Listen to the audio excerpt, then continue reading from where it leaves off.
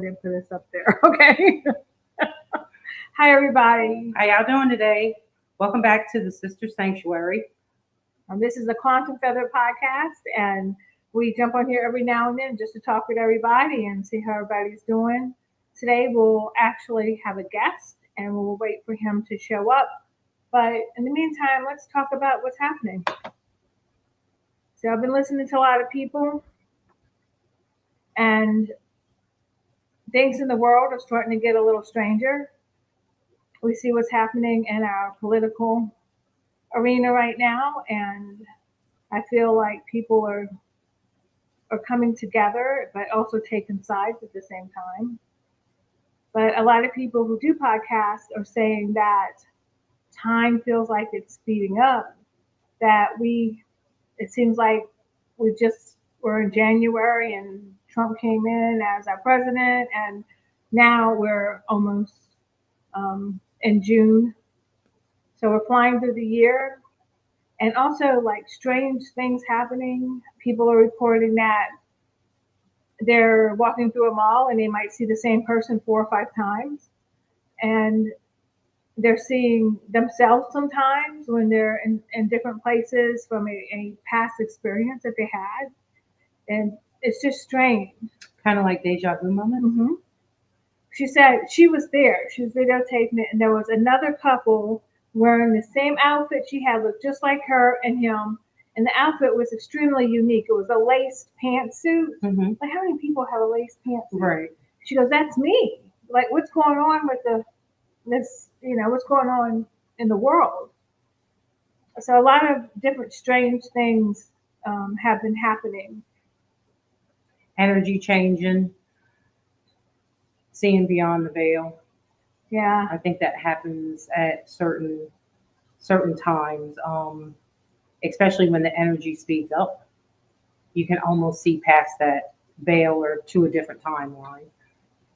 And we're going to keep talking, and I'm going to bring up some visuals. I know they can still see us, Mish, when I do this because I checked it out. I've been testing things. So I hope everybody has been good. I know things are getting harder, and financial things. I feel like I've been more isolated this past year than I've been since the COVID times. And I don't know, because recently I was going through this depression and I was crying all the time, and I didn't understand what was happening with me. But I think the energy is making us have to purge out of different emotions that bottled up inside of us. Okay, let me take this down. Okay. So if you're feeling depressed or anxious, and you're having spells where you're crying or you're elated, our emotions are going up and down a lot right now. Now the Schumann resonance is bouncing around everywhere. It will spike up super high. They've been showing there's black lines in the resonance fields, and I don't know what that means. I think what they said it means is if it's too high for them to measure, it shows up black. So it's out of the range of what. What do you mean as far as frequency? Yeah, the frequencies. And if I'm right, the Schumann resonance, you got your phone, look it up for me. Exactly what it is. I thought my understanding is it's the an energy between the sun and the earth, and then the earth spikes and they measure her energy, but I'm not sure. So let's let Michelle look it up, and then she can read it for us. Because It's a natural phenomenon of global electromagnetic occurring between the Earth's surface and the ionosphere. The ionosphere. These resonances, primarily triggered by lightning strikes, manifest a range of electromagnetic frequencies, with the most prominent being at 7.83 hertz. Earth's heartbeat. The Schumann resonance is a energy that surrounds the planet. It's a background hum.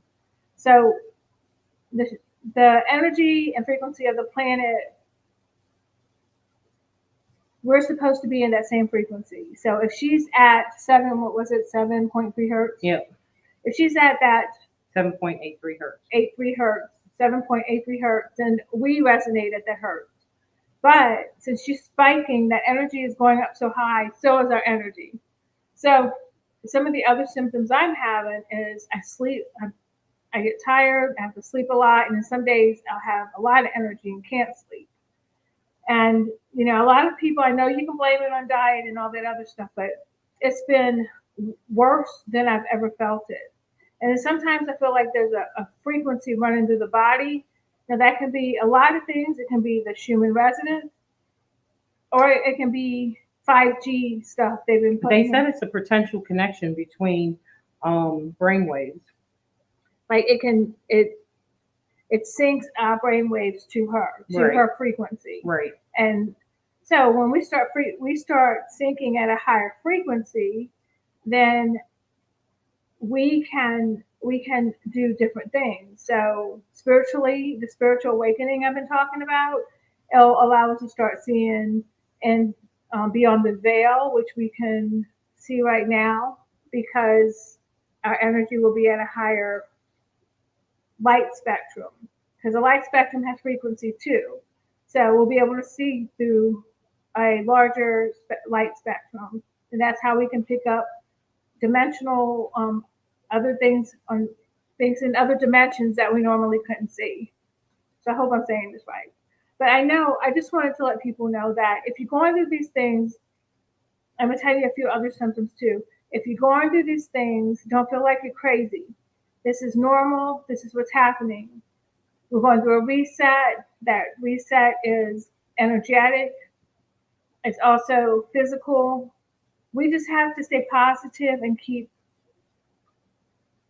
creating the type of world we want without all of this financial enslavement. And it's a global thing. It's a natural persistent frequency that has been measured since the 1950s and is considered a global phenomenon. So brain waves is one. Immune system. Some research suggests that it can enhance immune function. Stress response. Um, it may contribute to improved resilience to stress. Other potential effects, some studies suggest if you can also impact learning, memory, hormone balance, and even blood pressure. Okay, my guess is going to be 15 minutes late, so we're going to continue to talk, y'all. So, if anybody else is starting to experience different things that you haven't experienced before, we'd like to hear about it. Let us know. I'm also having sometimes I feel like part of my body's heating up, and I know these are symptoms of menopause and stuff, but it's just specific parts of my body. Like right here in my heart space, I feel like that's heating up sometimes. In my lower chakra area, I feel like that's heating up sometimes. So not everything is menopause, is what she's saying. Yeah. I mean, usually menopause is your whole body is like on fire. You're sweating from here to your feet. And that happens too, though, with some of these symptoms. But just think, it's almost like getting shocked with energy, like, what's gonna happen? Right. You're gonna heat, your body's gonna heat up, but it's plugging you in. It's plugging you into a new system and a new way of seeing things. For me, it's a sleep thing. My sleep pattern has been off for months now. I never get a full 8 hours. I never get a full 6 hours, to be honest with you. Sometimes it's I sleep for a couple hours and then I'm up all night. Sleep for a couple more hours and it's on and off, on and off.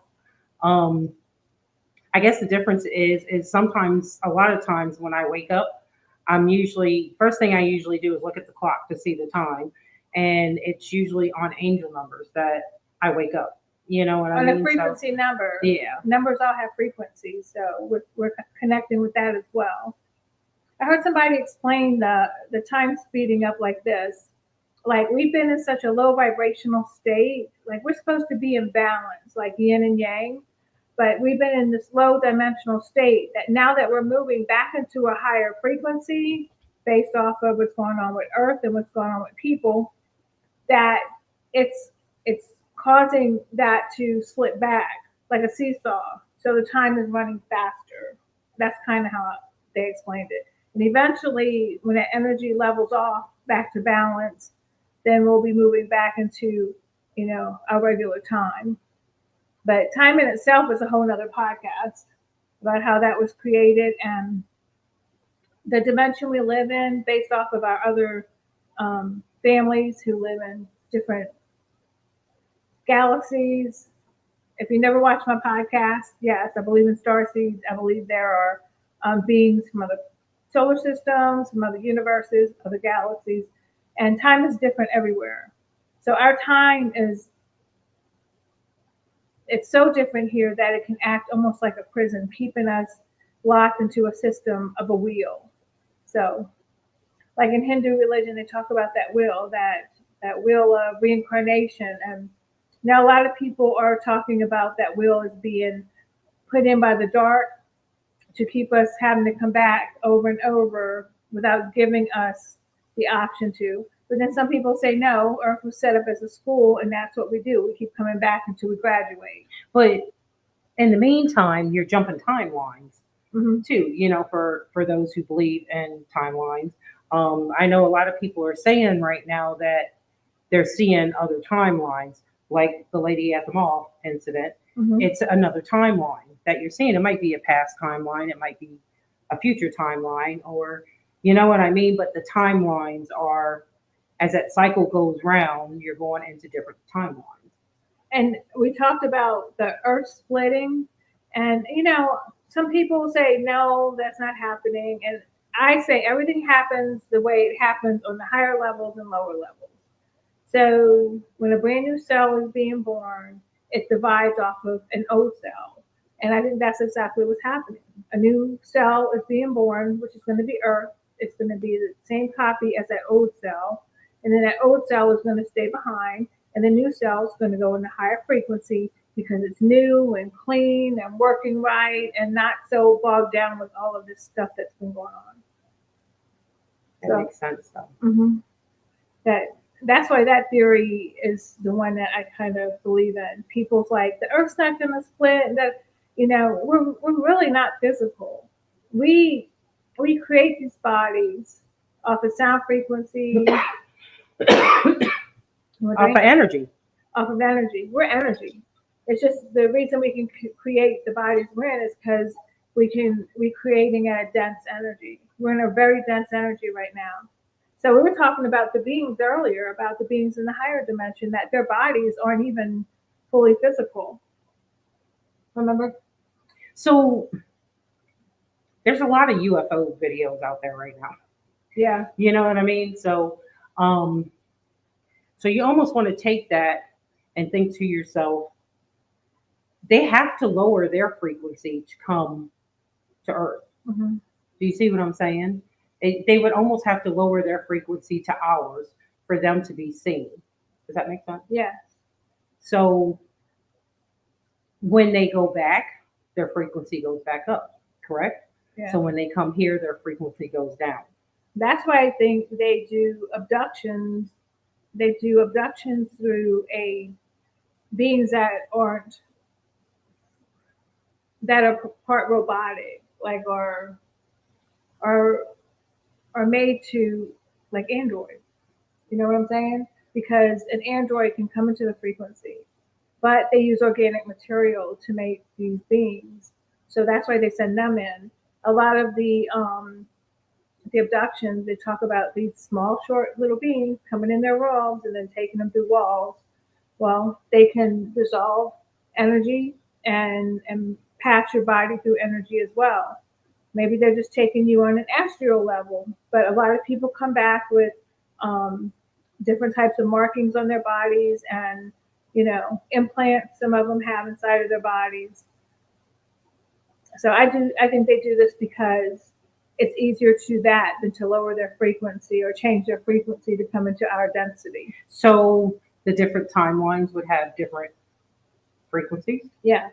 So the higher timeline where we do go to a age where everyone is healing and building and coming together, that's a high frequency.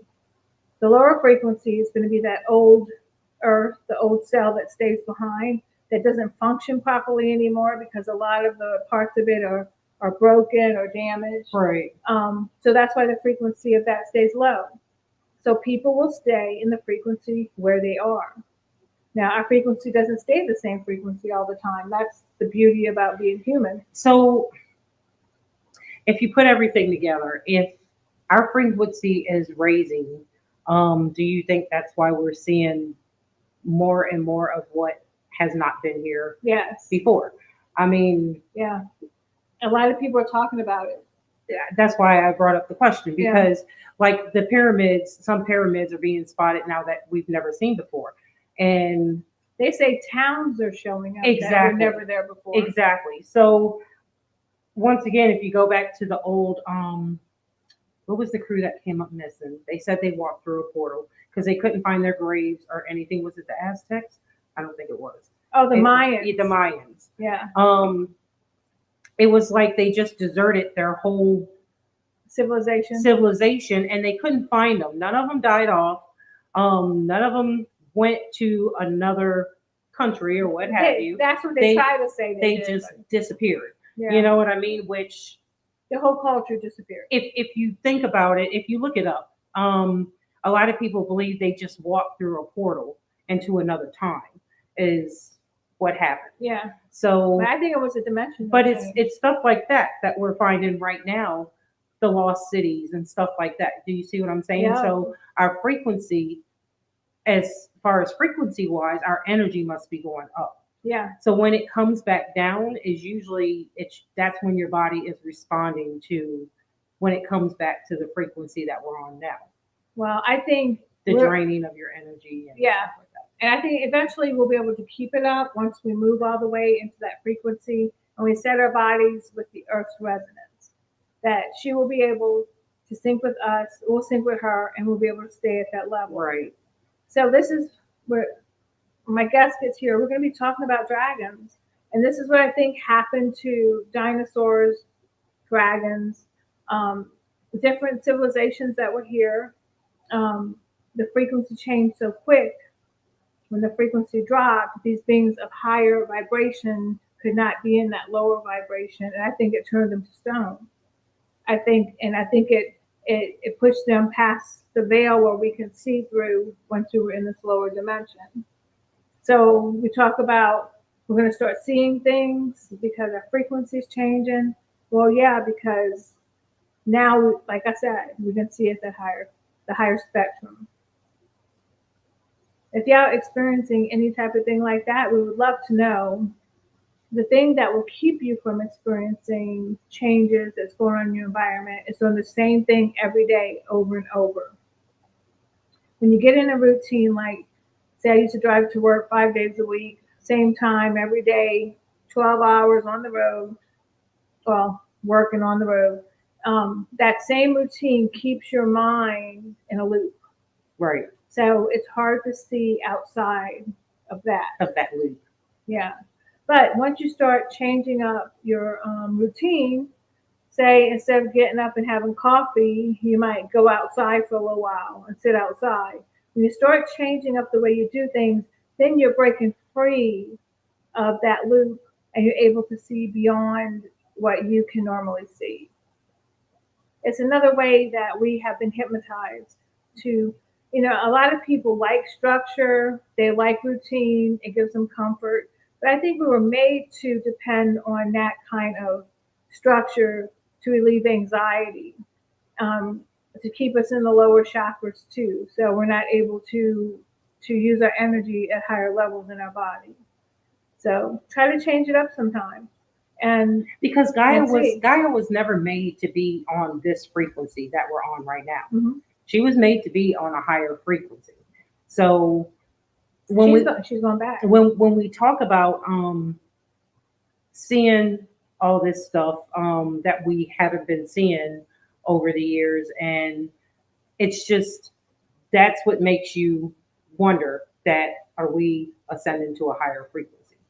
And your bodies can tell when you do that. Like you said, if you're in that same routine every day and you step outside that routine, and something, that frequency will go higher depending on what you're doing. Meditation. Meditation is a good one, actually. Yeah, because it takes your mind out of the loop. It does. It helps give you control over your own mind, so you're not being bombarded with hypnosis like from the TV. You know, Right. it. Have you ever noticed how high the ads go up, even on the Pandora or something like that? The ad pops on, it goes high, it shocks the body, and it's loud. And that is a hypnotist suggestive technique that helps to retrain your mind into something different. But it's not just meditation. Like if you do like a detox for, if you go on this water diet for what is it, 2 3 days, they say that your spirituality raises. Yes, it's spirituality, but I also think that it's the frequency too. You know what I mean? You're going to a higher frequency because your body is doing something that's not an everyday thing. Yeah, you're not using the energy to process food and meat Right. and stuff like that. That energy is being used for a higher spiritual Right. purpose. That's why people fast. That's why the Bible tells us to fast, because it allows us to connect spiritually. A lot of people who go through starvation, older people, elderly people who haven't eaten for 2 or 3 days or even a week, they'll start hallucinating. You'll see it. And then we think we have been told it's something just in their mind. No, they're really seeing beyond the veil. Right. Because their body can no longer, it's harder to hold you into a physical reality without sustenance, without eating. And that makes total sense, It does. you know. So let me see what other kind of things have been going on that people have been experiencing. What about you, Mish? Other than angel numbers and My sleep. my And, sleep pattern has been totally off. But I don't know. I read a lot. Um, while my family's watching TV, I usually read a lot. And I guess it's to keep the mind busy. You Mhm. know what I mean? And I don't know. I see a lot of videos though that are coming out where people are seeing shadows, a lot of shadows and stuff like that. You know what I mean? So, and sometimes it can be a frequency, and sometimes it could just be. I've been seeing a lot of shadows. Sometimes seeing things run across the room that look like a black little animal just scurrying super fast. Sometimes I see little particles like falling, and I look up like is something coming off the ceiling, but it's not. Orbs, a lot of orbs. Yeah, just like, and then people starting to experience paranormal events out in their yard. But and it's not that you have to constantly see it with your own eyes. You can also feel it too. You know what I mean? Yeah, Whether you're not looking at it or not, you can always feel like, I don't know how to say it. Like if you walk into a room and you know something else is there, like but you you get can't see it. goosebumps all Yeah, over. Like you're picking up on energy when you right. get goosebumps. So goosebumps can be bad or good. You're reading energy in the environment. Um, I was going to say something else and it totally left my head. But I'm going to go ahead. Our guest isn't here yet, but I'm going to go ahead and bring up a picture and start talking about what we're going to talk about. So, and it actually goes right into what we are talking about right now. So, a lot of people get on TikTok and get on Instagram, and they're starting to talk about dragons. You know, a lot of us have been taught that dragons are mythology, that they're not real, that they were made up. You know, yeah, mythology. There must have been some awesome creative people back then to make up all this stuff. Because why would you spend so much time making up fake stuff instead of writing about real stuff or documenting real things? It don't make sense. We seem to take everything at face value and believe everything we're told. I don't think they're made up. I think that they were here when the creator first created the world, and they were here for a reason. They were here to protect, um, to protect Gaia. I always call her Gaia. I mean, there's The earth.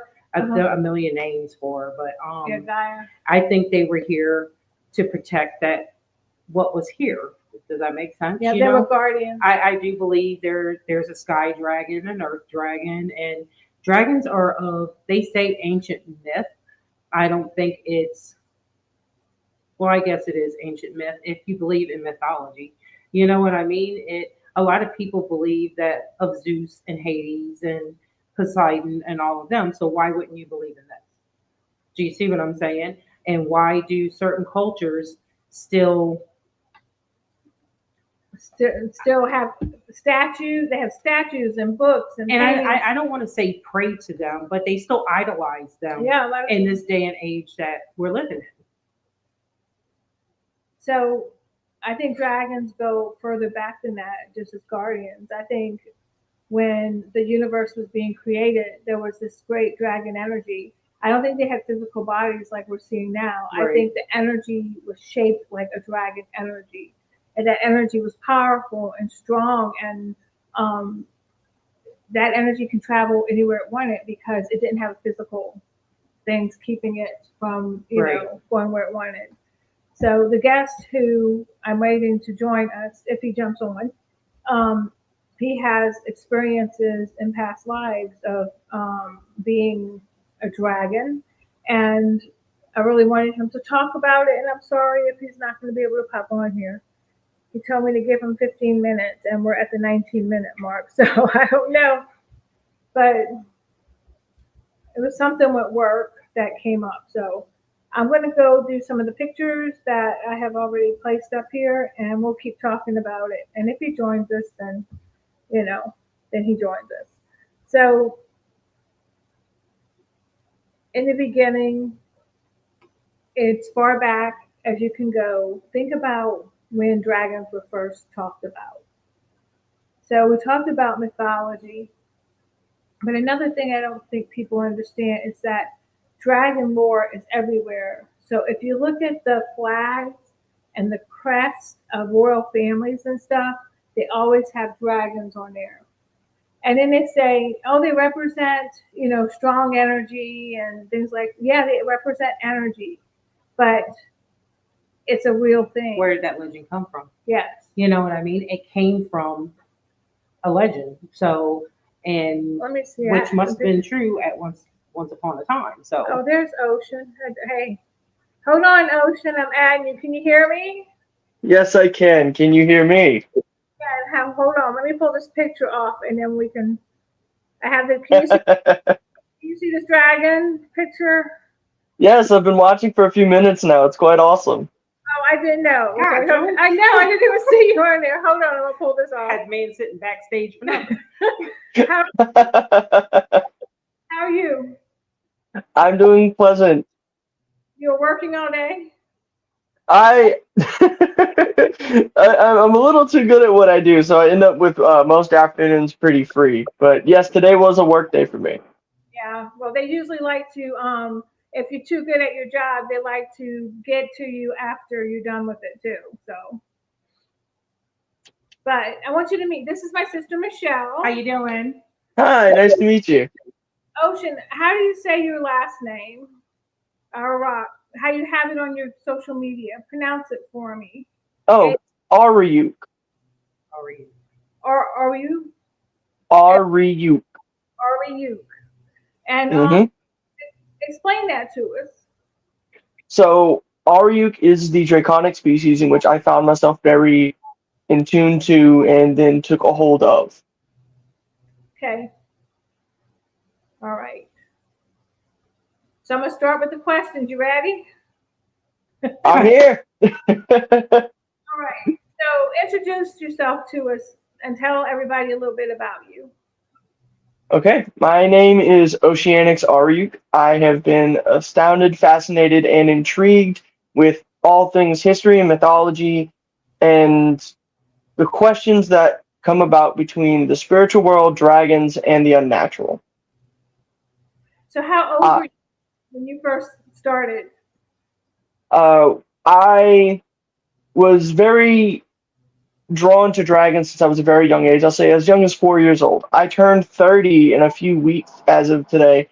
Uh, and I started doing energy work without noticing at around 14, 12, 13, 14. At 19, I finally discovered what energy work is and all of its foundations, all of its processes, and the many, many techniques in which that come with it. And that's how I've been doing it. And I've been doing it for 10 years now. Well, let's go back to your species first, and then I'm going to have you explain to everybody what you do. So No you said problem.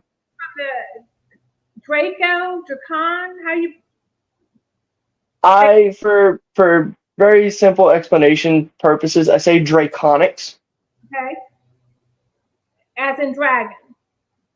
as in dragon, draconics as in dragon, yes. The reason I'm trying to separate it out is because a lot of people are hearing about draconians and as a starseed species who are extraterrestrial. Do you see what I'm saying?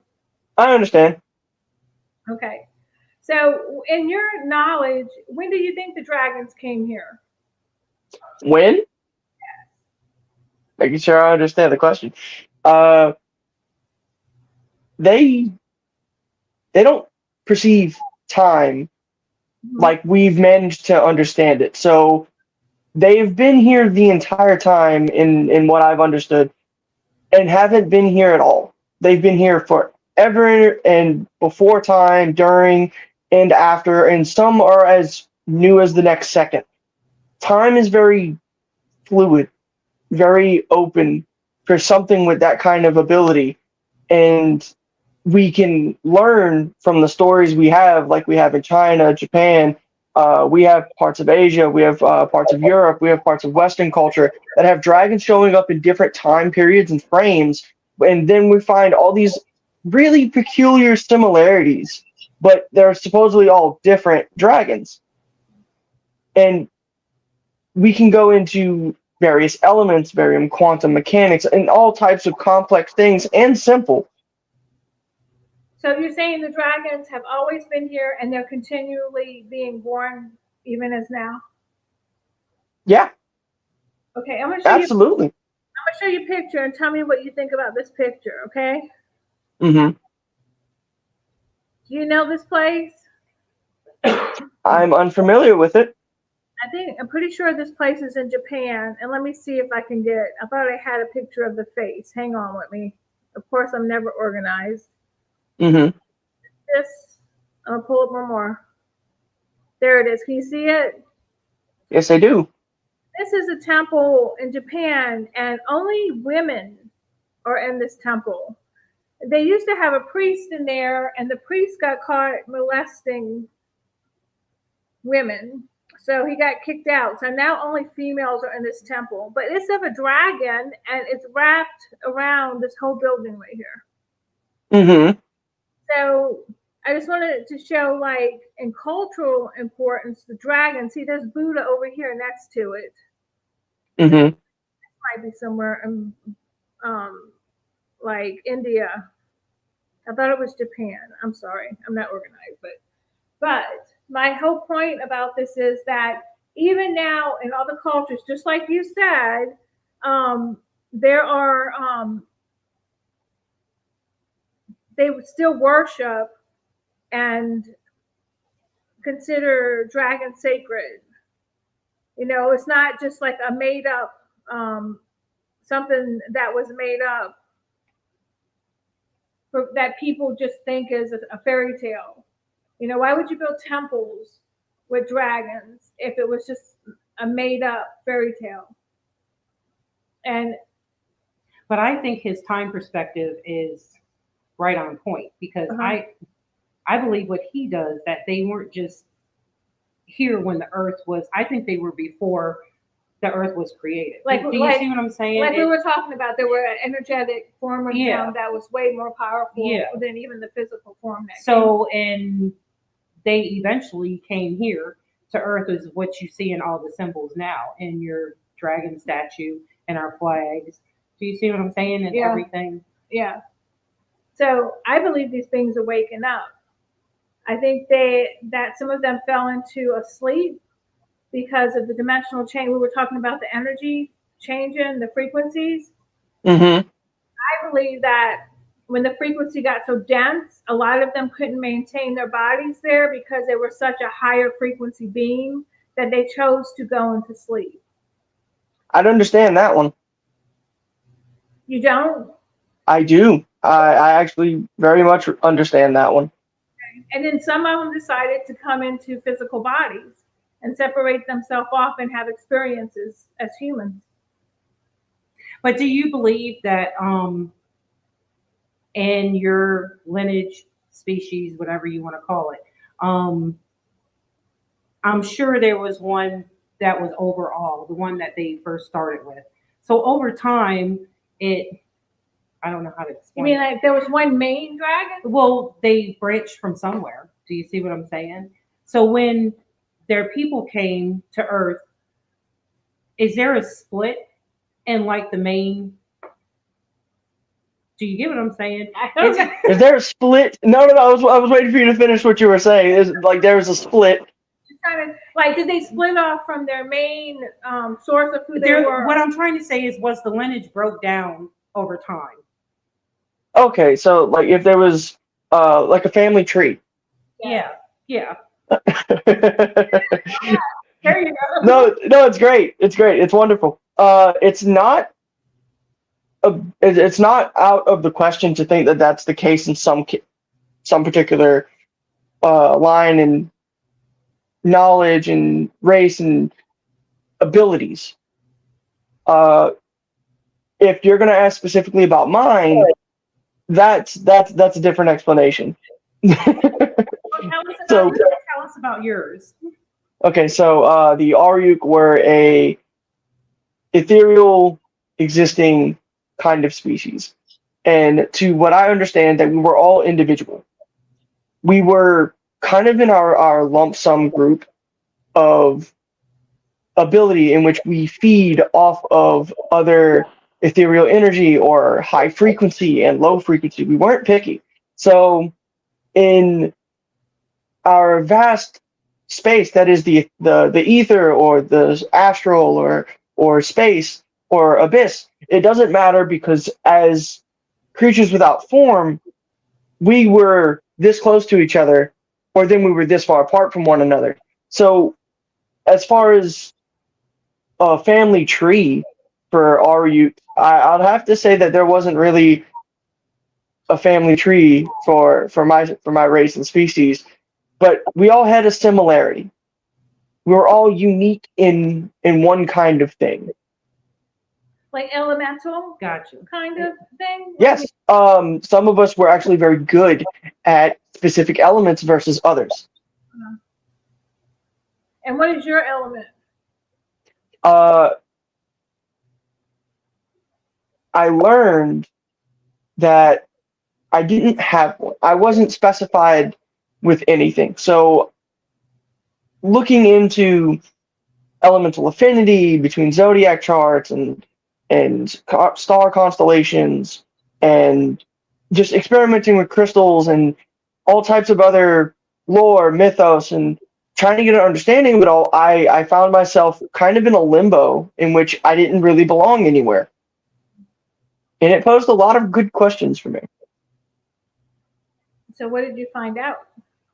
I found out that I was neutral and true neutral, which I ended up finding out is a very extremely rare oddity in energy and elements. It meant it was highly adaptable to whatever it came exposed to, whatever it interacted with. And if you try and think about the neutralism that I'm trying to explain, you can take white paint on a canvas and you create these tangible tendrils of white paint into these other colors.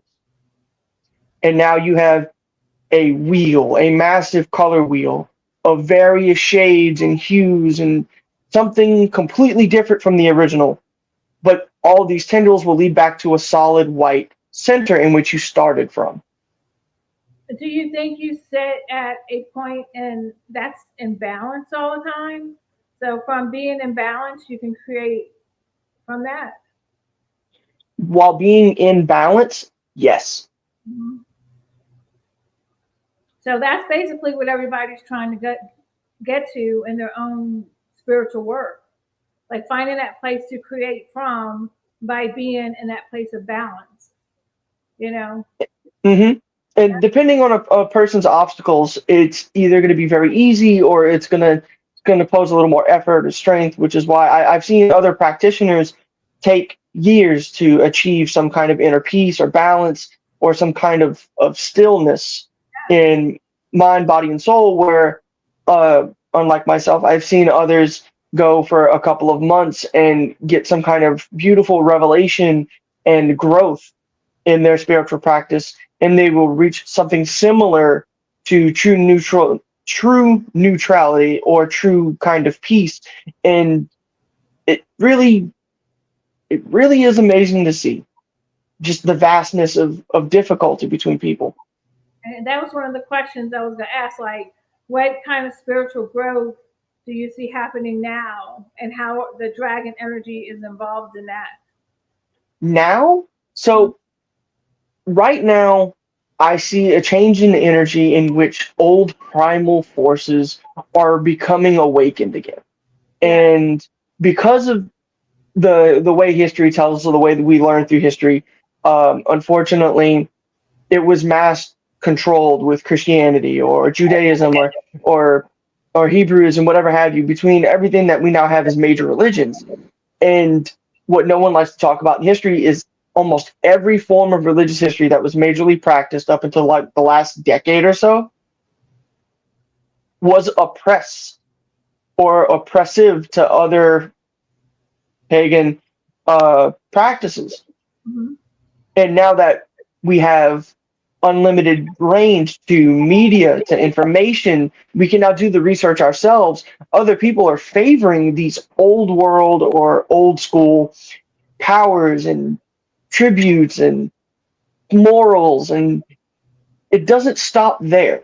So now when you start putting power and energy and belief into something that old, that ancient, it starts reviving itself. So I love watching all of these old things come back to life with primal force and energy behind it instead of mass preaching Yeah. I know or influence. one time you and I had talked about um, at one point through history of this planet, there was a gate that was closed or destroyed somehow, and that energies, those higher dragon energies, because I believe dragon energy comes from the God source energy, the highest energy it can come from. That some of hmm those got trapped on this side of the gate, like a lot of the souls who keep having to go through that wheel, that reincarnation of being here. And right now, I feel like that thing that was cut off, closed, is starting. It's going to be opened again, and that energies that were once trapped are going to be able to go, and their other energies are going to be able to come. So that's just my feeling of what we're going through right now. Do you want Oh to? yeah, that's understandable. So explain to everybody about your energy work, specifically what you do with it. So my energy work is officially called energy manipulation. So it is a type of energy work in which it has endless potential and endless boundary. And as long as it's a form of energy and I can understand how it works, the better I understand it, the more ability to manipulate it I have. So this leads to electrical, kinetic, spiritual, mental. This can go from thermal energy, hydro energy, wind energy, friction energy, and it doesn't stop there. It keeps going. So there was no real spiritual practice that kind of fit where this neutral energy I have, and I have this abundance of it, really felt at place. So energy manipulation kind of gave me the fix that I needed, where it answered a lot of my questions of what if or can I. It's never a question of should I. That's a moral question. So what did you do with that energy? How do you use So it? I used it in every way possible. I delved into manipulating electrical energy. I then became resistant to electrical shocks and friction static. I manipulated electrical energy out of the wall socket for whenever I got tired. I could put my hand on top of that wall outlet and I could get a subtle charge in which I would recover body stamina and respiratory control, and my brain would calm down, and then it would give me this rush of I did this, where scientifically that's impossible. I would physically have to have put my fingers into that socket, and now we have an electrical overload in which science tells us I'm supposed to get electrocuted. So manipulating that kind of energy is only what you're capable of doing. I'm only capable of getting a trickle of energy through this power outlet, and it's more than enough for my body to take it and run with it. Another form. Energy is making my speaker pop right now. It's going, making all kind of weird noises. I'm sorry. So, so when I would get excited while experimenting electrical energy manipulation, I would start shorting out, or I would start glitching electronics. The phone battery in my hand would start to die a little bit faster than what it should, but I'm not using enough output on my phone, in which that makes sense. It's a brand new device. Why is my battery depleting? So I would go into stores, and something that was brand new, shouldn't have any problems, started glitching. So when I started affecting physical things around me, that's when I kind of cut ties with electrical manipulation. I realized I have the potential. Now I can. What's next? So what was next? I went from tangible to more spiritual. I'm sorry, she has a question. How did you cut that? How did you block that? How did I block it? So, like when you walk into a tech store, doesn't it automatically pull to you, or how do you shield yourself from that pull? From affecting the object. From pulling that. Okay. Energy. So instead of being a walking EMP or an electromagnetic field, that is how you center yourself. If you are able to outwardly manipulate this kind of energy, it makes sense that the only way you should manipulate that energy outward is if at first you can control it around yourself. You are your own Faraday cage. Okay. So unless something enters this field, nothing should really get messed up or interacted. But if something just so happens to come within enough vicinity, something's going to go weird. Gotcha. So I had to learn control first before using outward expression. Makes sense. Okay. All right. Okay, go ahead. I'm sorry. So what happened next? No, it's great. I love it. When you're developing this energy or your abilities, what came next? In this timeline, I started with tangible, physical energy. So I started with electricity. We managed to make electricity a tangible, touchable thing. So I said, all right, that's enough messing around and finding out with electricity. There's dangerous applications of potential for this.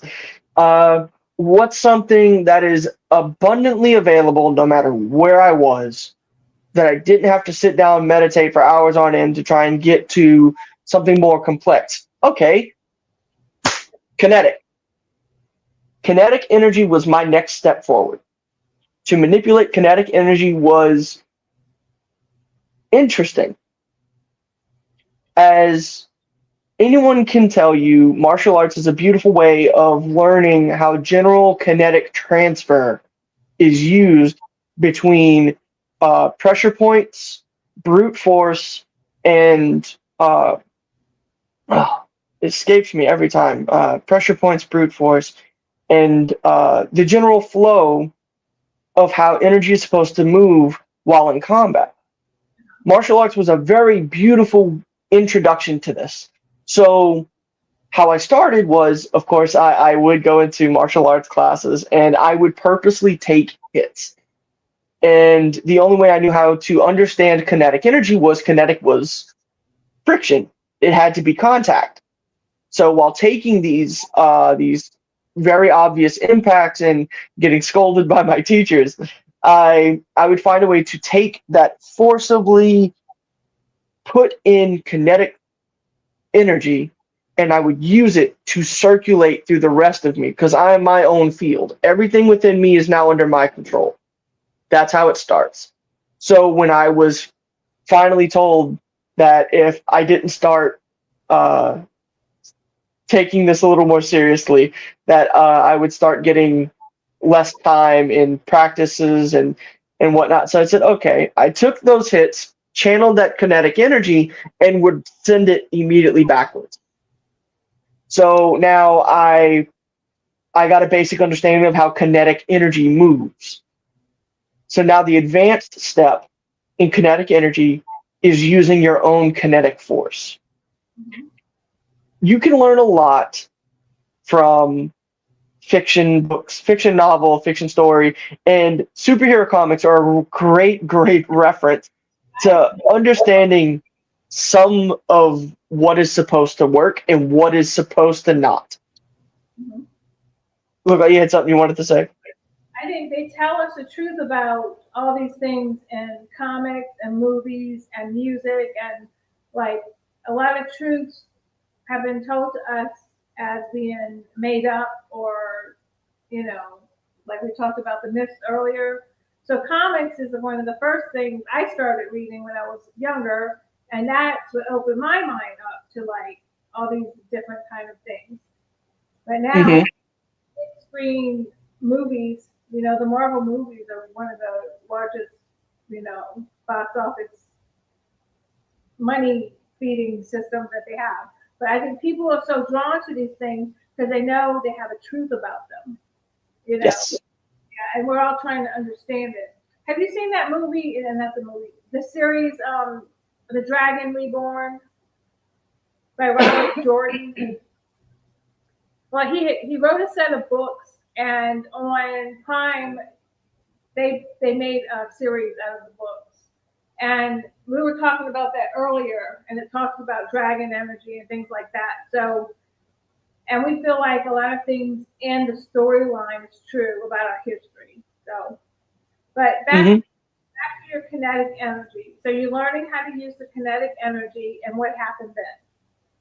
I then decided to test the ability on just how far I could take this. I started to use it in my regular everyday of labor. So uh, in my hands-on training in manipulating kinetic energy, I worked manual labor in and off on and off trucks, in which the containers I would have would weigh up to hundreds of pounds.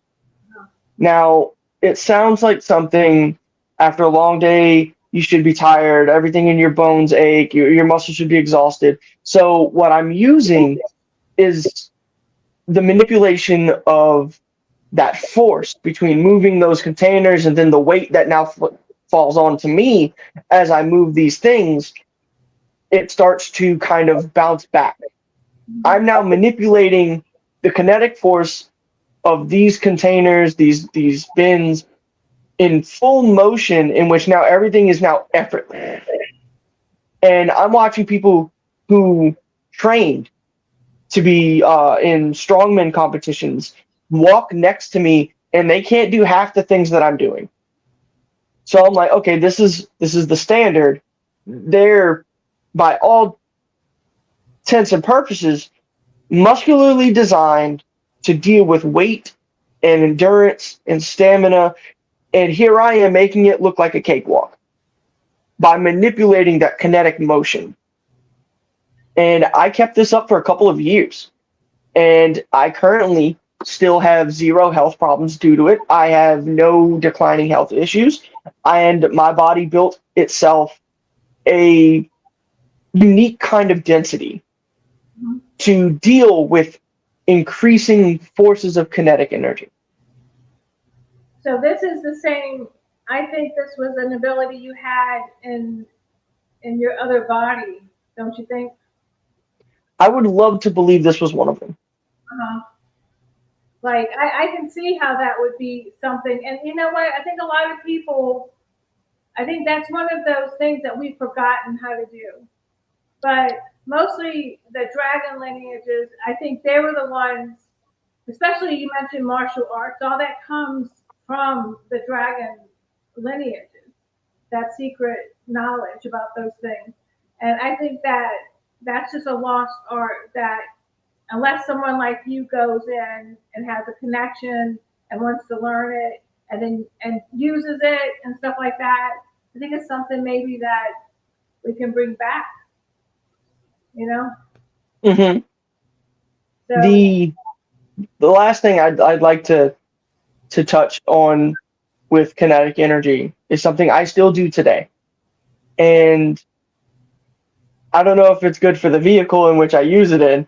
Uh, I start to put my own kinetic energy to kind of feel a part of whatever vehicle that I'm a part of or I'm inside of. And I will use increased friction. I will imbue enough of my energy into a vehicle or something of motion to try and slow it down faster.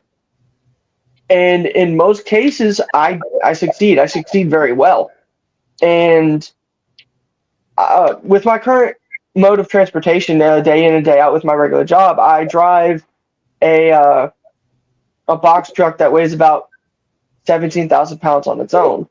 Aside from the engine's assist, I've almost kicked this truck out of cruise control by decreasing its kinetic motion forwards.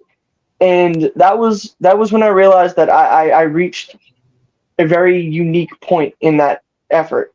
So with regular vehicles, we kind of coast when we take our foot off the gas pedal, and the only thing that stops us from going forward is now wind disruption.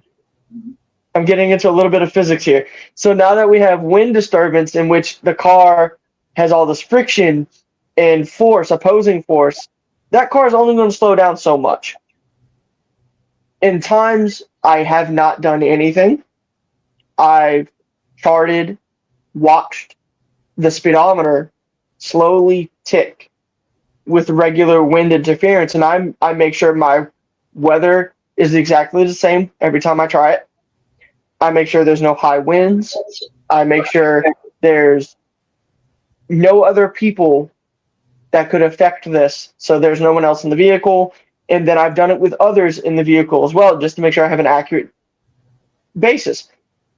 And now I start to channel, manipulate this kinetic forward with myself. I'm trying to take it into myself. So when I do this, I'm taking that forward kinetic energy and I start to feel it ache in my legs. I'll start to feel it ache in my shoulders and my joints, and not necessarily my bones, which was something very weird. And I would watch the speedometer start from ticking down on the dial to now it's dropping. It goes from 70, 69, 68, 67, and now I start doing this manipulation tactic, and now 70 goes from 70 to 68 to 65 to 66, 64, 62, and I'm like, okay, it's dropping. It's vastly dropping. It's dropping faster. That was a very wonderful day that I learned that I should stop using kinetic manipulation. so what so what happened? I physically couldn't handle it anymore. So the aching and the tension, the energy has to go somewhere. And if I'm using myself as that energetic anchor, I'm taking it into myself. I'm trying to take opposing force into something else. This isn't running on engine power. This isn't running on forward motion. It's just the car, its weight, and everything that had did all of the energy effort. It is now a kinetic point of motion. If it hits anything, all of that kinetic energy, we've now seen what happens to crash dummies. It turns flat. That energy has to go somewhere. So I'm taking it into myself. I think And I just physically couldn't keep up with it anymore. lot of us manipulate energy all the time, not to that extent or that strongly, but like I know my car, which has 250,000 miles on it, if she starts running bad, I'll lay my hands on her because I'm a healer, you know. So I'll heal her and she'll run fine for a little while. But that's just one of those, I think, like I said, lost knowledge things that we used to have that people Yes. don't even look at anymore or understand. And I like that you're experimenting with it, you know, so you can understand it the way you want to, because a lot of people wouldn't even do that. So I think what a lot of people lose track of is that a lot of things, more things than they think more things than they think there are, is open to interpretation. Yeah. Now, there's scientific fact, and there's proof, and then there's physics, and there's all that stuff. Stuff that's with repetitive trial and error. You're looking at consistency, and that's where I think really throws off all of this versus science. And science is based with so much evidence and consistency in order for it to get mapped out, to be understood, and all that stuff. So when you have everything else to interpretation, it's quite literally up to those who do the research. So the shortest explanation I can give for that is my interpretation of electrical manipulation was I didn't want to get shocked when I licked a 9-volt battery.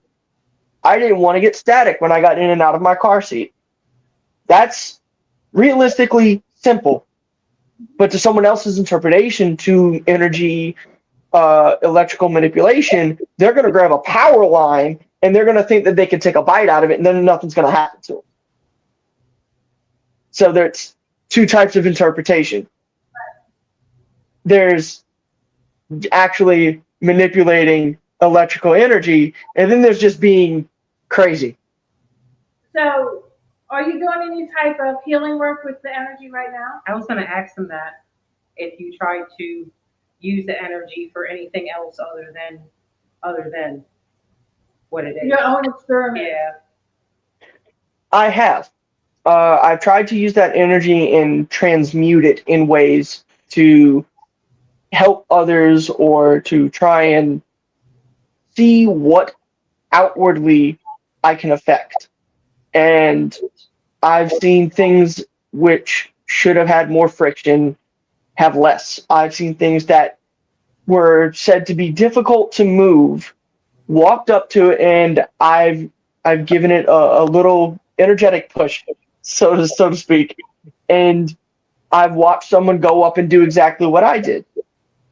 It's leaving a remnant of that, and I'm sticking with examples of what I've already gone over. And for electricity, I've done the same thing for batteries. Someone has since been like, "Oh, I always get shocked when I lick a 9-volt," just some crazy kid stuff. And I'll go, "Okay," I'll look at that 9-volt battery, and I will handle it for a little bit, and then I'll go, "Okay, try it again." And all of a sudden, they can't get shocked by that battery anymore, and they wonder how that happened. And I stand back and I start laughing because it's wild to try and comprehend and then explain at the same time when you yourself can barely make the words to sound coherent. I know at one time you told me you were able to pick up energies in different places. And Yes. crystals with that as well. So we used to do that. So energies in different crystals, we have different wavelengths. Yes. There's always a different energy signature between different crystals. So this yellow calcite does not have the same frequency as this amethyst. So if you walk into a cave of amethyst, that frequency is going to be a lot higher. It's going to reflect a lot more. But if you get into a room filled with calcite, that air, that energy is going to feel a lot lighter, a lot less dense, unless someone put the intention that that energy is supposed to be dense. Fluorite has been a very unique stone that I'm still trying to figure out, because while its structure is very similar to other things, it has given me a lot of insight on how much energetic potential fluorite has as a whole. And it's the only gemstone or crystal that I've manhandled or I've dealt with or I've tested that has high energy capacity versus any other stone. Let me say this, and this is something I just learned. So I was doing some research on silicone-based crystals and crystals that weren't silicone-based. And because AI is starting to become a big thing with us now, the fluorite crystal, I keep one by my bed too, it does not have any silicone in it. So silicone is the basis of 80% of the Earth's crust. It's made up of a lot of our technology has the silicone-based quartz. Quartz is silicone-based, but fluorite isn't. I think it's because fluorite is made from a higher spiritual It's a way material. Yeah. It's a way higher frequency than all the rest of the stones. Yeah, like it carries that. It carries a higher energy. Yeah, because it doesn't have that silicone in it. The matrix of the fluorite itself, the way the matrix is created, makes it unique towards energy. So I agree with you, 100%. So another stone that I realized that has a lot of weight, energy, energetic weight potential is tourmaline. Now, it doesn't sound like anything special, but when you start to factor in that tourmaline is a negative energy conductor, it's supposed to be a grounding stone. Now, I start to wonder, structure-wise, the difference between the two. Like you said, I just learned that fluorite was a non-silicon-based crystal. I don't look into the details of something like that. I never have, and I don't believe that I ever will. Just because, for simplicity's sake, it's more fun to figure it out. Because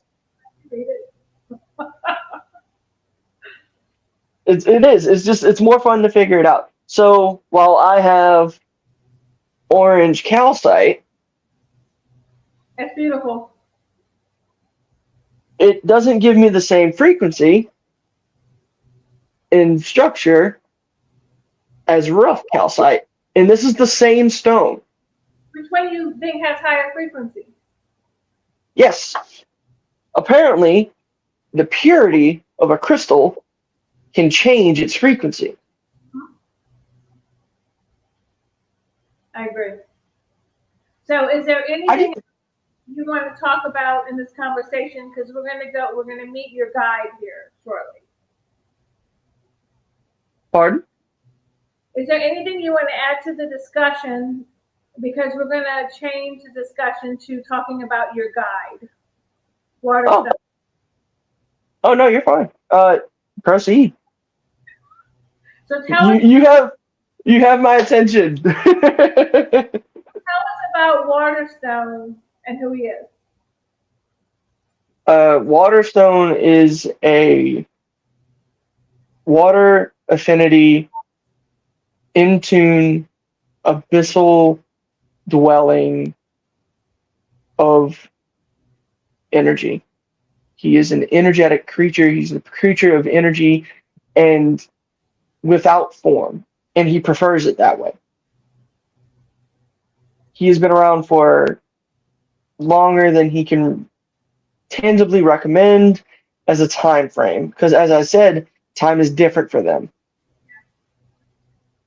And the lives that they have been with me through are a blip for him. While for me, I may not remember, and while he will relearn all of these things with time, it makes me wonder just how far into that abyssal space that he came from without time to tell us and with as little to do with physical interaction that he does, there's going to be zero physical evidence that tells me somewhere. So he is a abyssal dwelling, energy based and form, draconic creature of water. Okay. Would he like to speak with us? He can manipulate water in any form with any element. Did you hear her? Water in any element is what I managed to hear. He can manipulate water any way he wants to with any element, whether it be the four elements of the earth: earth, wind, fire, water. You see what I'm saying? Yeah. He can manipulate it any way he wants. He can turn it to ice. He can turn it into fire ice. I didn't tell you this, Ocean. My sister can connect with your guides. So she's trying to, this is her interpretation, okay? Oh no, she's not far off because I've learned one through my guardian, but also through learning through the vast things we do as human beings and machinery. All of that's real. Mm-hmm. Yes. Water and earth makes mud. Water and fire makes hot water or boiling water or fire water. Alcohol, fire water. That's a good one. So I'm going to ask this question for curiosity because I know people are going to want to know. So when you say abyssal, is that from inside the earth or is it another place? Dimensional? Abyssal void. So the void, the center of creation where things were created out of? Like, Yes. okay. Recently, he talked to my recent partner, and that's how I got to know this. My partner asked, where did he come from? And he was comfortable enough to tell them that we call it the Big Bang. And I found that very, very peculiar because he called it the abyssal void. Words, huh? And for you to explain it like that from place and origin of creation, that makes a lot of sense, putting the information two and two together. And I never thought of it like that. They call it the breath of God, the out breath. Right. Is that creative? And then eventually we'll all go in the in breath where God, the creator, creative energy, takes us back to the void from creation. I believe that. That's just something I believe in. And so now there's an understanding of it now between us all. And now that to me makes more sense why he doesn't have a tangible timeline. Because they change too all the time. Yes. So can we ask him a few questions or would you want to just continue? But there's reasons why they jump timelines all the time too. You're talking about his guy? Yeah. Okay, do you see what I'm saying? Because my guy jumps timelines too, but I think all of our guides do. And it's because, well, your soul was fragmented, so that's totally different. Do you see what I'm saying? Yes. But there's them timelines, they were there to do certain things on those timelines. So they can jump between the timelines a lot better than we can because they can manipulate energy. Mm-hmm. Do you see what I'm saying? When I look on the other side of the veil, I don't have the energy that Ocean has. It drains me. And I get really bad headaches because at first I didn't know how to shut it down. I didn't know how to block myself from it. Do you see what I'm saying? Yeah. So it's like 100 horses coming at you at one time and you're taking all this energy in, but you don't know how to, just like he did. He had to learn how to feed it back out. And you're trying to filter everything that's coming through your own perception. Because the visions come quick. You know what I mean? It's like a flip book. Yeah. And you have to make heads or tails of what you're actually looking at. Yeah. So, do you want to say anything specifically about his guide? No, I just know he's strong. And that's why I said he can manipulate water like I've never seen somebody manipulate water before. Do you see what I'm saying? Yeah. That's why I mentioned it. Yeah. So, but there's other guides like him that are different. There's a fire one. There's an earth one. You see what I'm saying? They're elemental. Okay. So, but the water one, the fire one, the earth one, the wind one, they can change, they can manipulate it and to any element, if that makes sense. And you know what else? Those are primal forces. Like you said, you were talking about the elements. Like, because they're primal forces, what the universe was created out of, that they're part of that. So they can connect into that. And that's what makes them so strong. And there's timelines, they don't take shapes why they won't take a shape. Mhm. Does that make sense? Yeah. Because their original shape is a lot easier when you don't have people hunting you down and trying to kill you. I mean, Not sure if that's what they do here. if that makes sense, That's- you're not there for them not to take a shape. yes. Yes. So would he like to say anything? We won't interrogate him, but would he like to say anything? He would like to acknowledge that because there's history between him and you, Julie. He would be okay with speaking if you'd like to have questions for him. Please. Tell him thank you. So you've seen, Julie, you've seen firsthand the process in which whenever he comes into play, and it doesn't look like much to any who will now watch. It's uh, only through the friendship and time and connection that Julie has with my guardian that he's willing to do this because he does not like spotlight, he does not like attention, he likes his own little solitude and space. We understand. So Thank you. so to make it clear, I will not remember anything that happens, and this is to be said out loud. I usually will have blackout episodes to explain for any and all who may see or watch.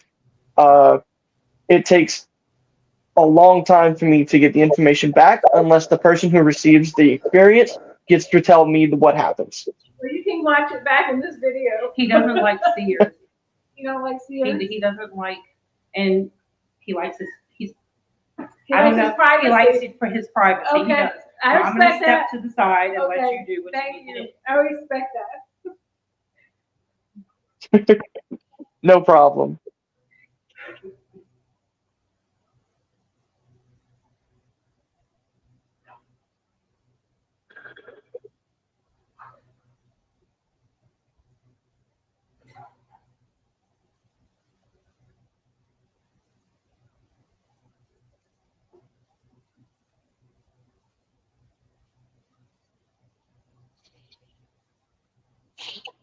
Hello, Waterstone. Are you here? Oh, is it that simple? How are you doing? Ah, young love. Young love, huh? Yeah, it's a story that requires not an audience. Talk about it some other time. I miss you guys. Haven't seen y'all in a while. We miss you too. And You were always a wonderful experience for us. y'all weren't in Florida now? No, we took a traveling position within the company, but we still work for the same company. Okay. While everyone moved to Tennessee for opportunity and to stay with us, a lot's changed. Well, we'll catch up later in private with that information. Yes. I wanted to ask you about what's going on in the world today. So your perception, what do you think's happening? It's nice to see old energy come back. Uh-huh. And genuine old energy. Not the farce mass productions we have in stores. Yeah. Is it waking up or returning? Reviving. Nice. And what's causing it to revive?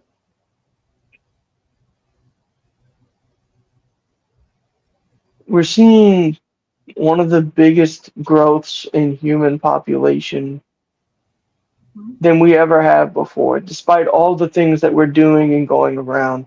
And opposing forces are bringing about what little calamities is what I'll call them, where we have, not trying to be political, in which we have the genocides that we have going on, or the wars that we're ignoring, and the diplomatic disputes that we have in which cost the lives of hundreds and thousands of people. Those are subtle energy shifts in which it's trying to bring back some kind of overwhelming balance. It's energies people are messing with that they shouldn't. Yes. But it's also waking up old energy that should have never left. Hmm. So it's they have 2 points of it. It's good and bad at the same time.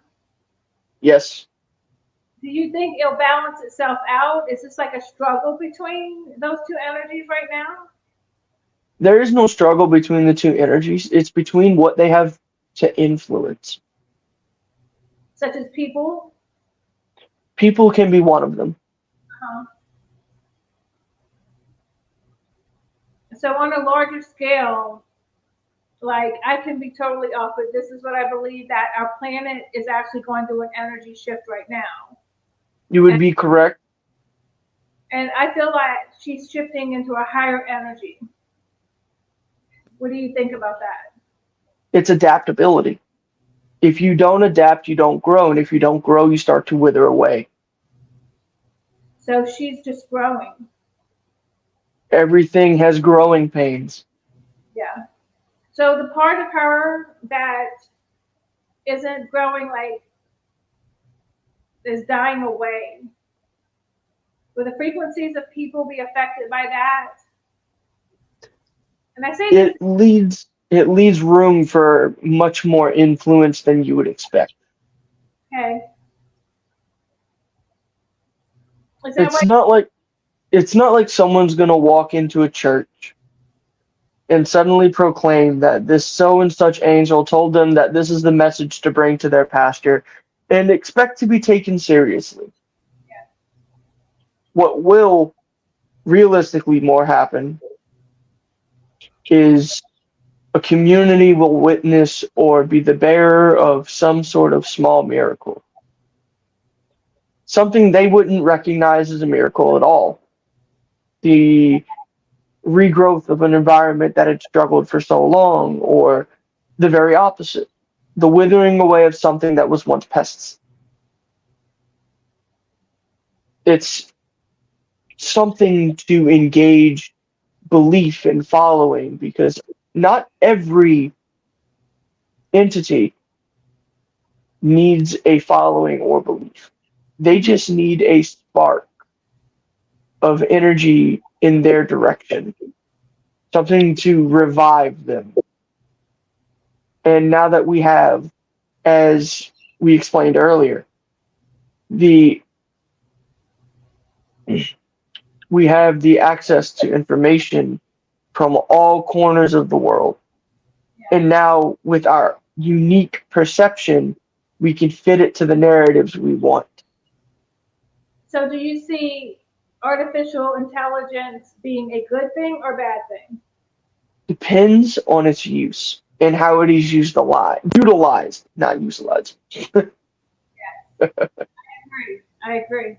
And what is your role during this process? Do you have a role or are you just an observer? My role has stayed the same, and has to protect and ensure the survival of this vessel. Uh-huh. Yeah, I think that's beautiful. I didn't have that kind of connection with my own guide till my sister helped me. So, um, and ability to be able to go to different timelines and experience things and learn things. I wish everybody understood that better.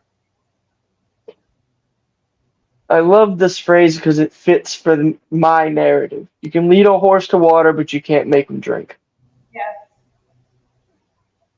I think if more people understood that connection they have with the guides who are helping us, it'd be a much easier place. It would be a much different place. Yeah. Would it be nice to see an environment in which optimism is as welcomed as daylight? Yeah. Would it be nice to see people observe change without the need to alter it for their personal need? Yes. That's one of the main things that's happening now. And it's causing friction and people are fighting each other over it. Such is human nature. I was going to ask you something about, okay, So these energies that are waking up, are they primordial, like you, like from that energy, or they're just older energy here on the planet? We actually contemplated this answer very much so earlier in the day. And how we decided to phrase this was things that are old enough to not be concerned with timeline would be considered primordial. Mm-hmm. Now, as something new and energetic and thriving, it has great potential and no potential at the same time. Fad and interest are cruel in the existence of something that requires or is brought into manifestation via belief or some lone person in some small corner making an altar hoping that this now random thing they've created gives them some kind of blessing. The things that are reviving are old. I do not believe a lot of them are primordial. A lot of primordial things no longer have names. Yeah. And if anyone would like to try and guess a primordial energy or a creature versus anything we know of, the difference is if it has a name. Okay. I chose the name I have. Mm-hmm. I don't really have one. I chose to be identified by someone. Yeah, because that's how we need that as humans. Yeah. So The persistence to give things a name is quite comical because almost nothing else in the world does. Humans have three different names for a berry. We have the Latin and English language that tells us the same animal and its family, but we have 100 different names for another beetle. because we're insane. Humanity has gone insane. I'll say it's a compulsion to organization Okay, yes. because humans overthink so much where simply it shouldn't have to be. That's It's just as easy as existing. that's density. I think density has done that to us. Like we feel we need to do that, and then we're really taking out all of the, I can say spiritual, we're taking out all of the energy from an object because we want to make it into something innate that we can describe better. Hmm. So, what message would you give to humans right now about Slow down. We're and what? trying to go forwards in so many ways, in so many places. We're watching a metaphorical doomsday clock that doesn't exist. Yeah. Slow down. It's And not worth the precious time you've created. so, we should just be enjoying the experience instead of trying to create these things that we're not ready to experience. I'm not telling when anything other than slow down. You can take it to your interpretation as you have, or someone else could take it to a different interpretation as theirs. But the advice I'm giving to human beings as a collective is to slow down. You are trying to go somewhere so quickly for change and improvement. It's bafflingly aggravating. You already know my stance and view of mass and the general. it's not entertaining to watch the same thing go around in circles, but at some point, do you ever look at your feet and realize that you've made the same circle so many times that you've now carved the path in which you don't know how to break away from? Yeah, that's exactly what's happened. Slow down. I envy historians because they're the only ones I've seen smart enough to watch the mistakes that we've made, we as the collective of humanity, and try to fix those mistakes Yeah. versus anyone else who's trying to live in the present and make their name in history or try to change something for the better.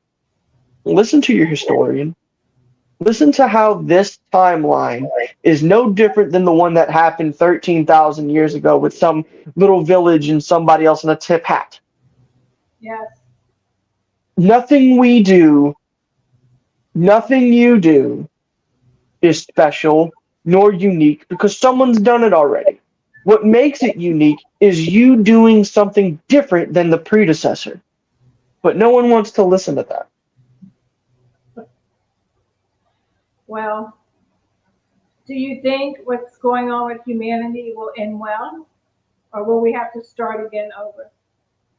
If human beings taught me one thing so far in this lifetime that I can recall, it's that they're one of the most persistent, annoying, thriving, adaptable creatures on the planet.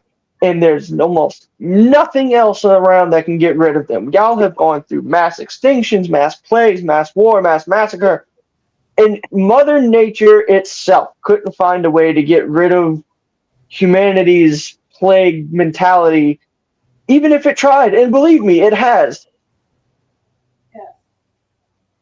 Cosmic levels of interference, I still believe wouldn't be enough to change humanity in any aspect.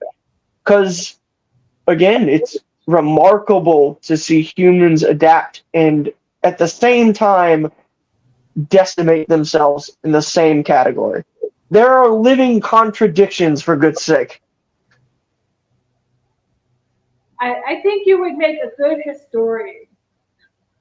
If I had the patience, I see you doing that, actually. if I had the patience. Well, I want to thank you from my heart for being here and answering my questions. Mostly what I talk about is what's happening now, and I'm trying to get people to see things differently. Ocean The and I, only way the only way people are going to see things differently is if they open their mind to optimism. Mhm. It's why I don't like emotions, because as long as human beings have that attachment to the emotion that is in their minds, their brains, and their heart, and however they guide themselves or follow that pull or instinct or influence is our word of the day. That influence and all of these things only truly exist in humanity, which makes it one of the most hard pressed and hard to learn creatures that I've encountered so far. but I And think that change, unfortunately, happens when you take away emotion, when you have ration and logic, but you I think start making progress. emotion gives us power too. Like if it's used correctly, it's a learning. It's that push in learning here. We have to be Oh, driven by something, and usually, what's going to drive a human being is emotion. But and then, like I said, that's their, I had the word, their contradictive nature. All of the potential, but then everything to self sabotage themselves. If you can find a way to balance your logic and ration with the passion of your emotions, then you would have something tangibly, brilliantly progressive. But humans tend to either go with progress and rationality and nix their emotions, or their emotions are too high and they can't think straight. As I said at the beginning of this conversation, Young love has been my problem lately. Now, young love, you want to explain that, or is that something personal? I'll say something personal for Ocean. Ocean is with another partner. Okay, So it's all types of new experiences. that's a good thing, though, right? Yes, Yeah, new experiences are good. yeah. Like it, it moves you to move differently. It does. Yeah. So I see Where that as normally, where normally it takes effort to change a way you move and flow and function because now you have yourself, your character, and it takes something powerful to shake that. I'm gonna have to speak to him more about this topic because I didn't know this. Did you want me to No, ask you? it's good. What your eyes want to see, and you feel what your soul wants to feel In humans. in humans. Okay. My sister said you see what your eyes want to see, but you feel what your soul wants to feel, and that's why humanity is like almost bipolar. Well, I'm not gonna say almost. We can be bipolar at times. I feel it. I'm that way. Yeah, yeah. It's our reality. So, do you want to share anything else before we end, and I can let Ocean go? I'm here for you. Well, I want to thank you. People don't always get the opportunity to glance on the other side. And when I say other side, like the beings who are really helping us and who have been here with us. And I hope this gives people hope that they have their own intercessors or guides who are helping them on their journey as well. Okay, it's a very selfless thing that y'all do because I know we're not easy to put up with. Like, my guy got mad at me because I blocked him out the other day. Like, don't. But I was really in a bad place. I was in a bad place, and that emotion gets in the way, and we want to not allow that help that we need. You see what I'm saying? Do you understand what I'm trying to That say? is exactly what I've been going through for the last 6 months. So, has he been blocking you out? Is that what you're saying? Yes, Okay. He's in there's there. been intense emotions in which I am unaccustomed to, in which has made it very difficult to bring reason into a conversation. I can see love does that. It wasn't until recently, as of the last couple of weeks, I finally have been able to break through that barrier. Yeah. Well, good. Will you stay with him for all of his lifetime? Is that the contract? That is the contract. Or yeah, I'm still, you were saying? or yeah, from the same soul? No. Okay. So how did that contract come to be? My creator. Nameless, formless, but bright and abundant in energy. Mhm. Gave me the instruction to watch over and ensure the survival and the continuation of Oceanix. And without that name, it was only given to a directive of a creature that was so happened to be so unpredictable and powerful at the same time that it now needed supervision. And this is his soul outside of his body. Mainly talking about because he's a more powerful soul separated from his physicality. Yes, Yeah. And would you say it was dragon energy that he is made of? yes. Yeah. It is a primal form of draconic energy that I'm still trying to remember and understand because of just how limitless it is. Yeah. And the only reason that's perplexing is because I have found no other energy form, nor type, nor creature to exhibit such veracity Mhm. for adaptation and hunger for change and challenge. And even trying to find tangible explanations like radioactivity, in which humans seem so fond of using for energy or making accidents or weaponry from. I have yet to find a physical comparison in which the creature, the Aoriuk, is. So the other ones like him, are they as strong as him too? Without a physical form, they were all somewhat equal. Their key differences was endurance.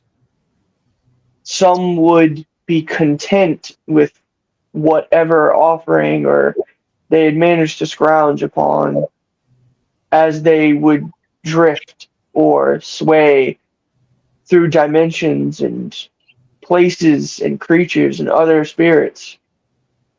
But not this one. This one so happened to have had the bright idea that it wanted to find its limits because they were never challenged, and without challenge came complacency. Uh-huh. I'd say it was the change in mental direction. And that's what made Oceanix, as we know him, a dangerously, dangerously curious. Is he the only one of his kind here right now? To what I understand, yes. I know he's been searching for others. Has he found others? Have you found others? We've stopped actively searching a long time ago. But if there will be one, the chances of us finding one in this lifetime are very slim. Yeah. But to our understanding, Oceanix is the only sole remaining influenceable Aoriuk. So the dragons who are waking up now are no connection to him.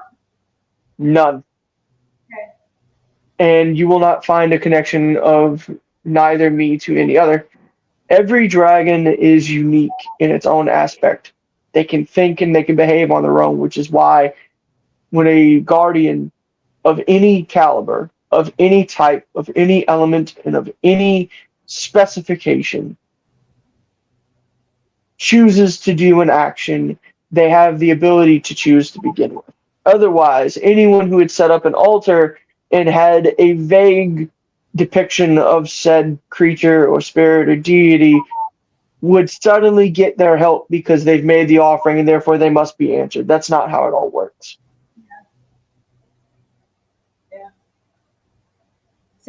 So far in his journey, does he feel like he's doing what he wanted to do? So far, his journey has changed in a lot of ways. Mm-hmm. Some of them in very painful ways. Uh, Pain has always been a very big teacher for us. Sure. And last year, we lost a good companion of ours, and that was our dog. Mm-hmm. Maggie passed away at 17 years and 3 months. And she passed away on the evening he turned 29. And that was a very big energy shift for him. And it was one of the few times that I genuinely could experience grief. It's still leading me with questions on how something so small with a life so insignificantly tiny could have such an impact on how energy inside of something as powerful as this. That's emotions, Waterstone. And that's why I don't like them. They're unpredictable. But they have power. You see? I have no doubt that emotions are powerful. Plenty of cartoons and TV shows and wonderful things that are flashy and showy have depicted that emotions are powerful things. Uh-huh. Uh, you were saying? They're our greatest teachers.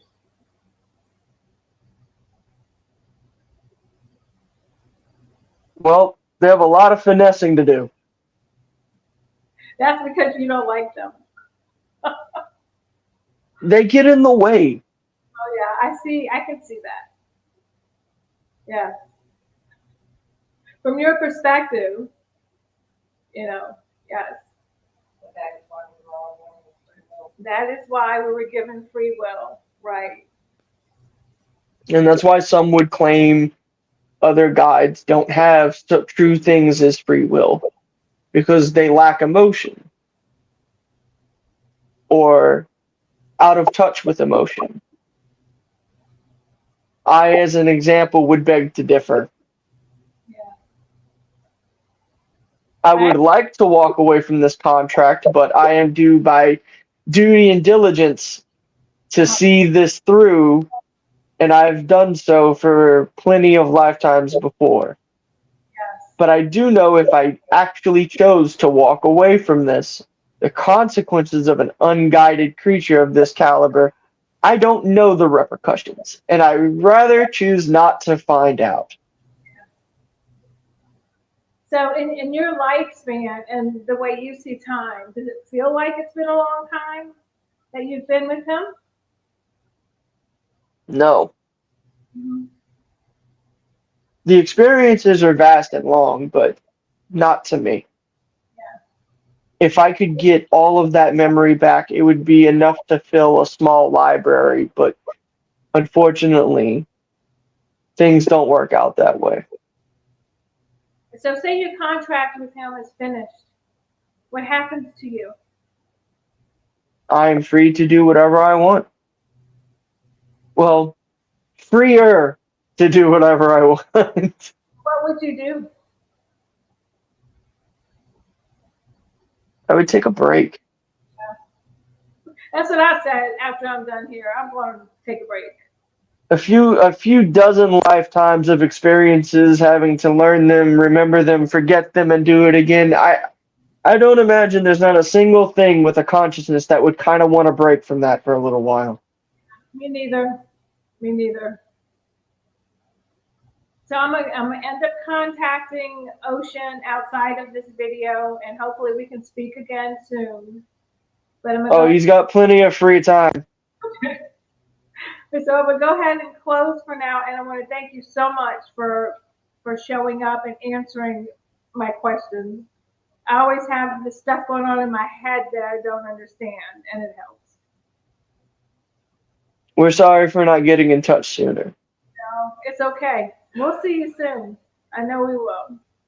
I hope so. All right. Well, thank you so much. Goodbye, No Laura. problem.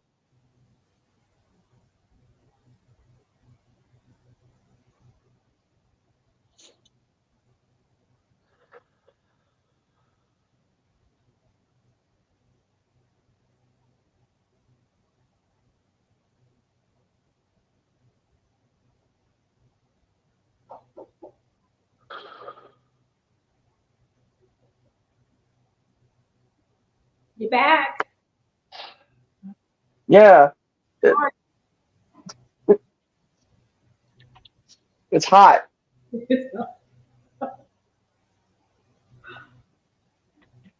That was very informative. You're gonna have to go back and listen to it later. I just might.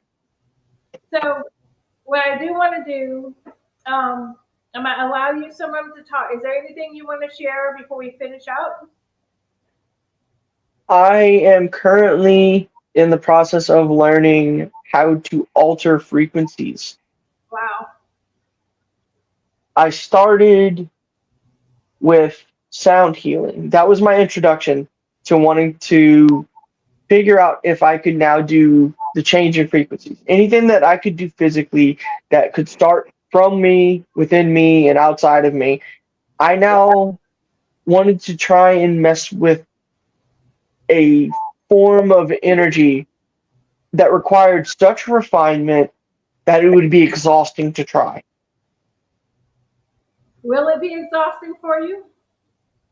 Well, you're trying to effectively take a dog whistle and with the snap of your finger change its pitch.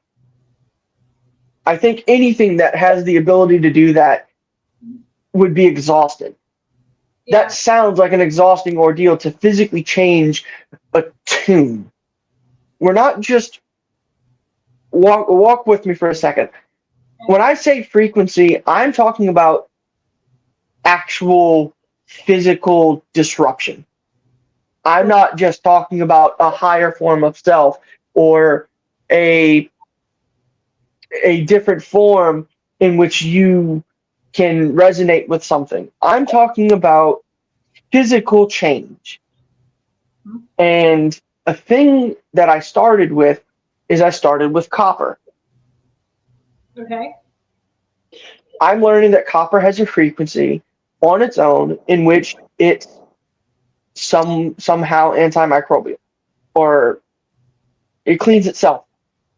Yes. I'm not trying to disrupt that frequency in which it resonates on its own, in which that changes. I'm trying to alter my own to physically resonate, in which now I could adapt to the same properties as this copper. Uh-huh. That is something I don't expect to succeed in because it's such a big leap to what I'm actually doing. What I am doing is I'm trying to be able to project from a body made of water and squishy and bone to a singing bowl or a tuning fork, and that ambient noise I can then adapt to and then silence if I want to. I'm trying to physically change sound without any aid or instrument. I think you can do it. I would love to imagine that I can. I would have practiced while I'm currently in a home away from home, but I left all of the tools in which I would practice back in Tennessee. You can figure out how to change your own frequency. You can change your own physical structure. You can change how you interact in the world. You're seeing the applications for it. And I can see why you would be interested in that because that's who you are. Like you have to keep learning, you know. And I think that's great. I needed I needed a new challenge, so I figured I would finally take up something that would take more than 6 months for me to learn. Well, we haven't talked. I haven't caught up with you. Waterstone told me some stuff that I didn't know. So later during the week or next week, we'll get together and do a private conversation. No problem. I I will do my absolute best to be available. As long as you give me a heads up, I should have no issues. Give you a heads up, and you just let me know when you're available. Misha, you have any questions? Is there any last words you want to say, Ocean, before I finish? Last words, making it sound like I'm about to go somewhere for good. We're rolling up on 2 hours, so if I go over, people get bored. No, you're fine. If they stay asleep, if they stay awake through Waterstone's segment, then they'll be pretty good. They'll be well off. Waterstone is like a historian, and he likes to detail everything. You know, he likes to explain it very, accurately. I should say. But no, this was wonderful. I'm glad you called me out. I'm glad I got to attend, and I'm so happy I got to share and involve and develop. I think And we'll need another time to do another segment when you're free too. absolutely, I'd be more than happy to come back.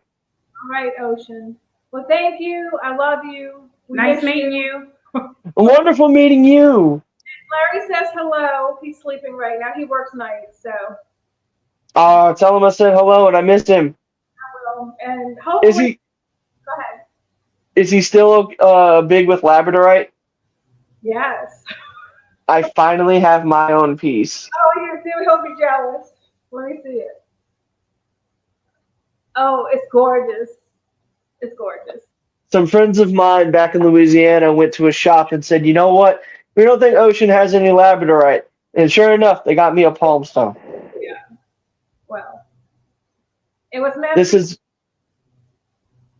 Thank you, Ocean, Thank you. and I'll be in touch. I will be as well. Bye. Take care.